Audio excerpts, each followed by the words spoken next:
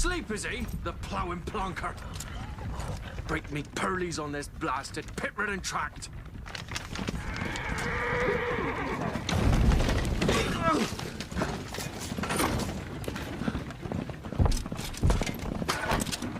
Where's Veered off dry road?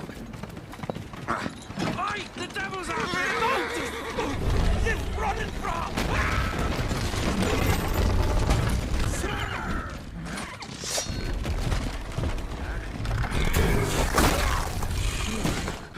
Let me out there. Shield her.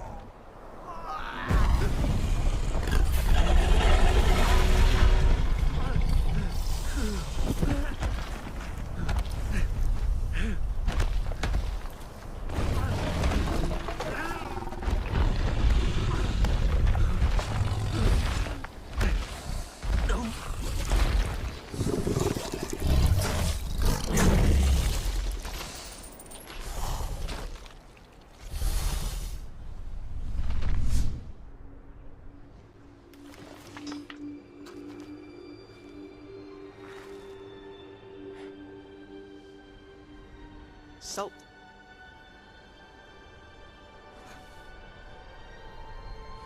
Almost had me fooled, Fruin.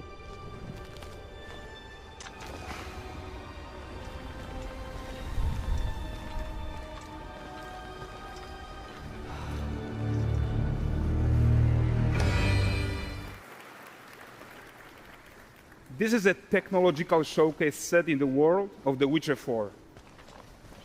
What you just saw, and are going to see now, is running on a standard PlayStation 5 at 60 FPS with ray tracing. So in the game, you'll be playing as Ciri, a professional monster slayer, a witcher. She explores the world and hunts down monsters for coin. The region we are in is called Kovir, and you'll get to explore it in a game. Right now, Ciri is investigating the monster, and after gathering new clues, she is heading back to a nearby village.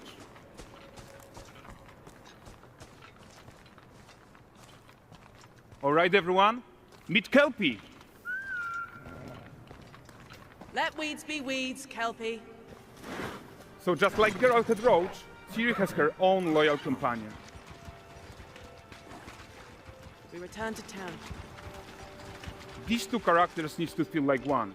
Since you're gonna explore the world on horseback, riding needs to feel seamless, natural, and just fun.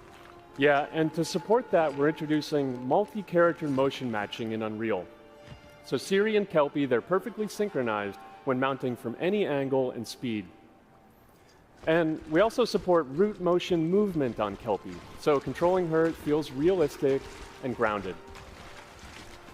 And there are also some really nice improvements to our Unreal Chaos Flesh Solver and these machine-learned deformations. So you've got realistic muscles moving and stretching under Kelpie's skin without compromising the performance there.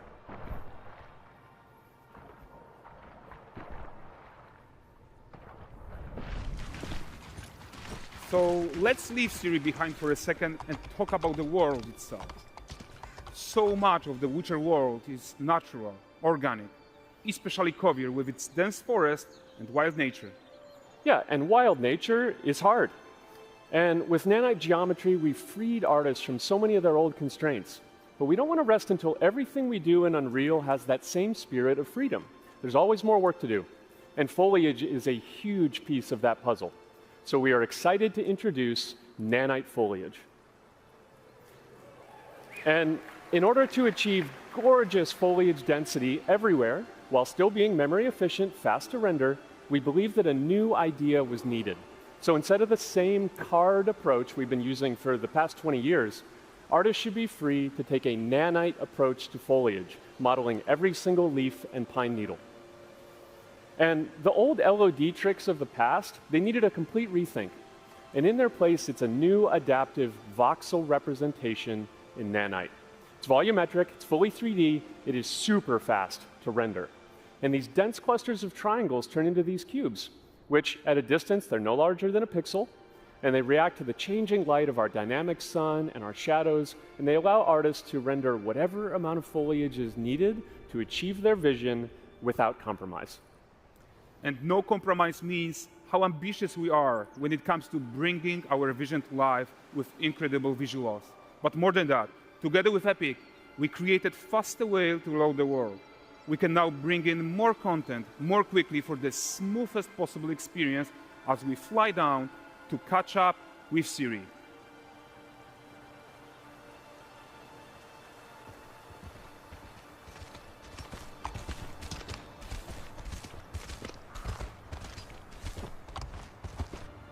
Welcome to Valdrest. So Valdrest is a port town, a hub for fishing, trade, and mining. It's one of those places where you can meet shady characters or overhear gossip from other lands. It's also where Ciri took on her current contract. High-tech, let's leave Kelpie here and explore the marketplace and food. I'm so excited we can finally show you some of this stuff. Let's see what Valdrest has to offer. Not her again. Not even at the land Exeter Fair. Now, 9 gazes while I present him with a fish. For the furry rascal will often wait, and the fair's weight grants good fortune. For this feat,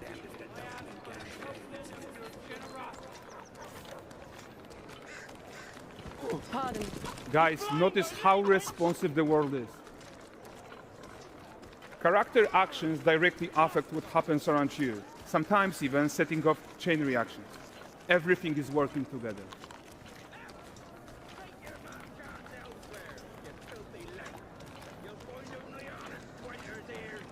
Oh, look at this poor gentleman being taught how to fly by an angry innkeeper. That's what happens when you cheat at Gwent. Last of it, is it?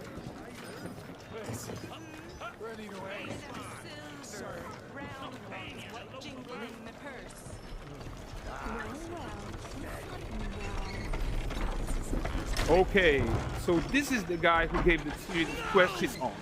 Like you probably suspect, he has his own agenda in all of this. You off your tits again, Wilfred. Get your ass up.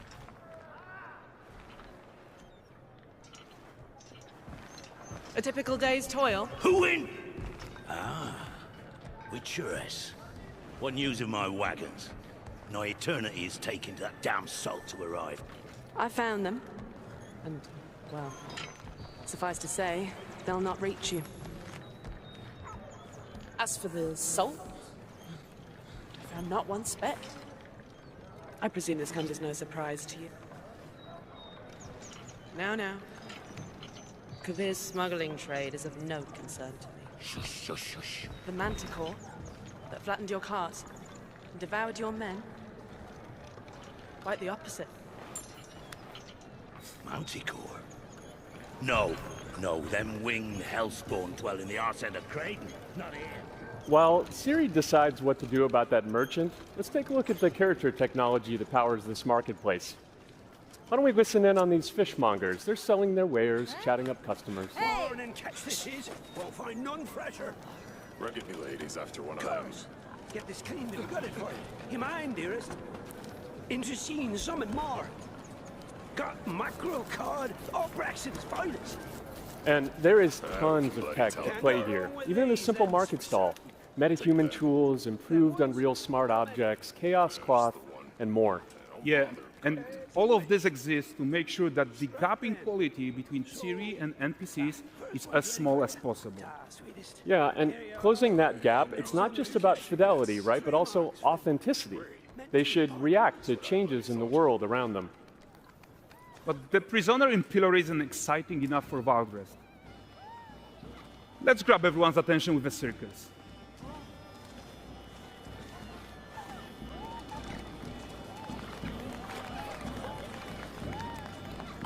But the great performance deserves a huge crowd though.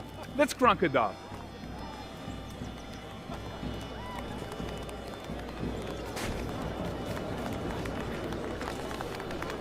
So you are seeing tons of optimizations here to many of Unreal systems. including an entirely new Unreal animation framework, allowing us to fit easily in our 60 FPS budget, not just in rendering, but also with room to spare on the game thread. Over 300 animated skeletal mesh agents all going about their business. And the whole point is to leave breathing room for developers like you to introduce the gameplay and the systems that your players expect, empowering you to make your worlds come to life without Unreal standing in your way. You are right. And that's the open world RPG that we're making. But before we wrap up, how about one final check-in with Siri?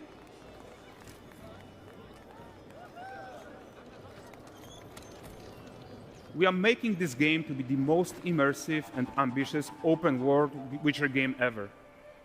And we are making this a reality thanks to our work on Unreal with the team at Epic. I think what we are doing together is going to bring in a new generation of open world RPGs, and I'm so proud of what we accomplished so far. We are too. So we're almost done, but before we go, here's a small gift for all Witcher fans. A first look at Lanexeter.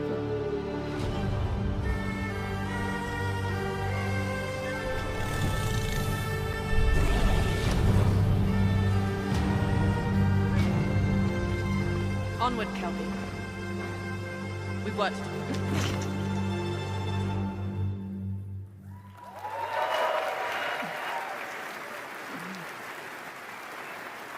Thanks, guys.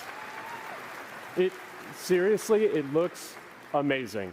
And we've also barely scratched the surface of what's coming in Unreal 5.6. So here's Julien to tell you even more. Thank you very much. Thank you so much.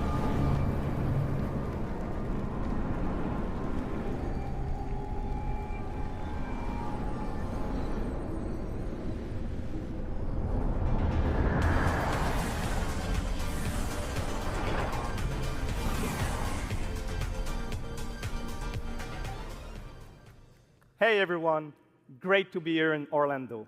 I spent a lot of time on this demo, so I'm happy to be the one to talk about what went into the 5.6 release. An open world like that was just the perfect content to focus on our main goal for the release, which was performance. We want the engine to scale to large and rich worlds, we want to preserve graphics quality, and of course, we want to deliver high frame rates that you and your players expect. So let's check it out, starting with rendering. If you all remember, when we released Nanite with UE5, it supported static geometry. Last year, we brought skinning to Nanite. And now, we're working on Nanite foliage. The only way to have a forest that looks as good as this one is to use 3D geometry for all parts of the trees, just like we do for everything else. However, this is a crazy amount of fine geometry, so we had to rethink how trees are created and displayed. To create them, we developed Nanite assemblies. These 28 little parts that you see are all that we use to build all the spruces from the forest. They are instanced thousands of times and used like building blocks to assemble trees in different ways. And as you probably noticed with the wind effect, they even support skeletal animation, which runs on the GPU. Thanks to assembly, we greatly reduce the storage, the runtime memory, and the rendering cost. Then, to display an entire forest, the challenge was to preserve fidelity and performance from any distance. Let's check up close the level of detail we're talking about here. Lots of details. But this triangle representation is not the most efficient when far away, due to the amount of overlapping. And that's why we made an adaptive voxel representation. But in reality, you'll never see those voxels this close, since when we move the camera back, they're barely a pixel. Nanite foliage is almost done. We are moving it to the main line as we speak, and it will be available for everyone in 5.7. Another thing I would like to share is that ray tracing and Lumen now run more than twice as fast, with no visual trade-off, compared to when UE5 was released. And because of that, we can now hit 60 FPS on consoles. And finally, we rewrote the rendering pipeline to run asynchronously so you can increase the richness of your scenes even more. Now let's talk about chaos physics. For chaos clot, we improve our clot-to-clot constraint solution. This removes a lot of collision evaluation when garments are piling up and interacting with each other. Even for complex setup like Series-Cape, we hit a sub-millisecond budget on PS5. With Chaos Flesh, we introduce procedural muscle activations to make deformation and motion more natural. Your artist will still have control over tetrahedral simulation and train ML models that run fast in real time. We now support the baking of fluid surface data into lightweight assets to be played back at low cost. This is going to give you high-fidelity water without the performance cost of real-time fluid simulation. For animation, we work on both performance and fidelity. Here, you can see how Siri and Kelpie match up in their interaction. Well, that works no matter the angle of approach. That's our Modes character motion matching solution. We also added motion matching in Sequencer to build stitch tracks. With them, you can seamlessly transition from gameplay to cinematic. Also, we now have a secondary layer of animation driven by physics in Control Rig. We used it in Kelpie's rig to drive the mane, the tail, and the saddlebacks. And now, I'm happy to announce that all these features are already integrated into our new Unreal Animation framework, which we are releasing as experimental in 5.6. We built it with performance first in mind. Animation evaluation are now running in parallel off the game thread, which was our bottleneck. And for the other character systems that are just as costly, like movement, avoidance, state tree behaviors, we also move them to worker threads. This is really going to help you create scenes that are crowded and lively. Streaming has always been a big deal regarding performance. And the three biggest improvements we made are physics state creation, which now runs async, improve runtime PCG for ground scatter on GPU, and a new FastGeo plugin to stream static geometry. And just to take a different example, in CitySample, the streaming time was cut down by 90% while moving at high speed. We focus on a lot of areas for performance in 5.6, and mobile is no exception. We work on better defaults and scalability settings for mobile and minimize the default package size. We also improve our workflows with a UI refactor of the viewport toolbar and content browser, an on-device iteration workflow, and a mobile preview solution. So there you go. Unreal Engine 5.6 is all about performance, and it's available today.